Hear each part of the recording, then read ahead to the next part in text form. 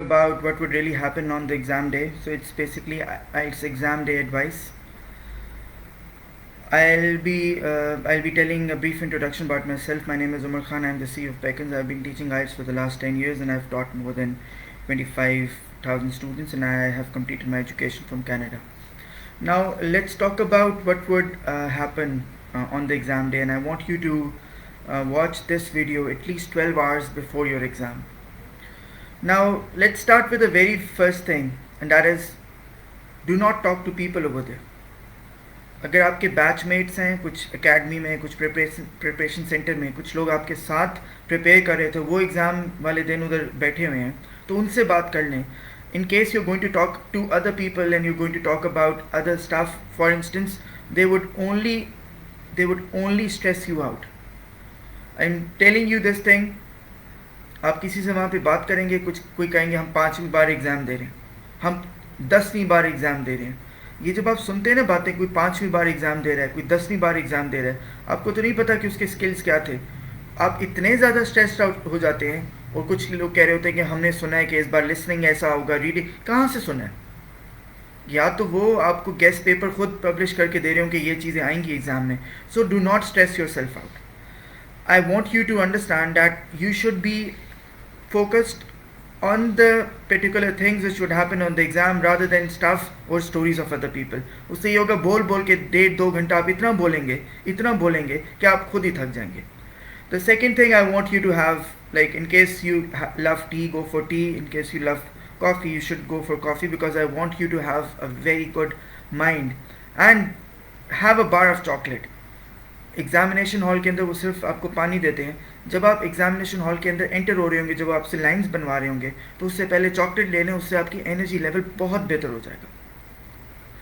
Then I want you to understand one more thing. When you are going into the door, when you are entering there, वहाँ पे भी जब आप जाएंगे तो आपको काफ़ी देर वेट करना पड़ेगा. Now there are two situations. One is that some people would lie and some people who will tell the truth. आप ज़रा सोचें, आपकी ज़िंदगी में कोई ऐसा इंसान है जिससे आपको नफ़रत हो. For instance your enemy.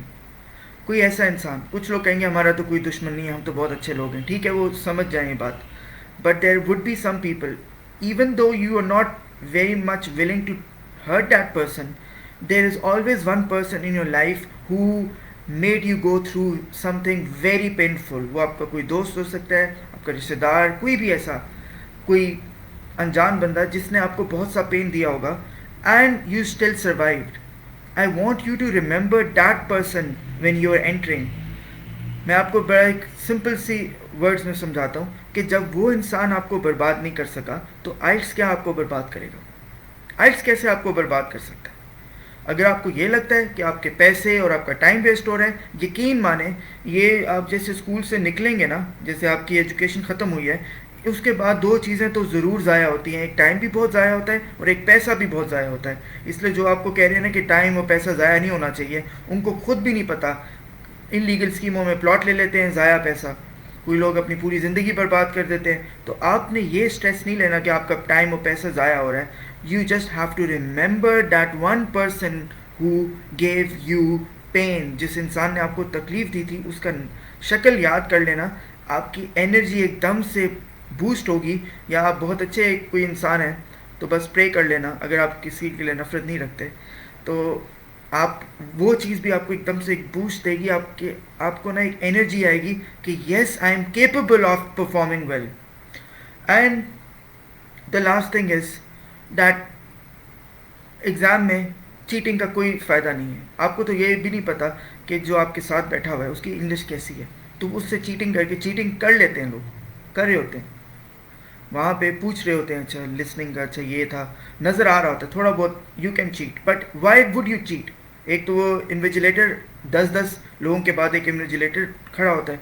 दूसरी चीज़ है कि जिससे आप पूछ रहे हैं उसको खुद भी इंग्लिश आती है नहीं आती, आपको कहाँ उन्होंने बिठाया है.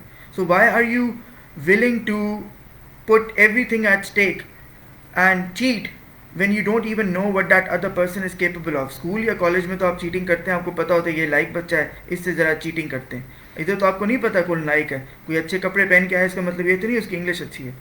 So don't go for the cheating part and try to be as respectful to the examiner as possible. Examiner नहीं, वो जो इन्विजिलेटर्स होते हैं उनके साथ आर्ग्यू ना करें।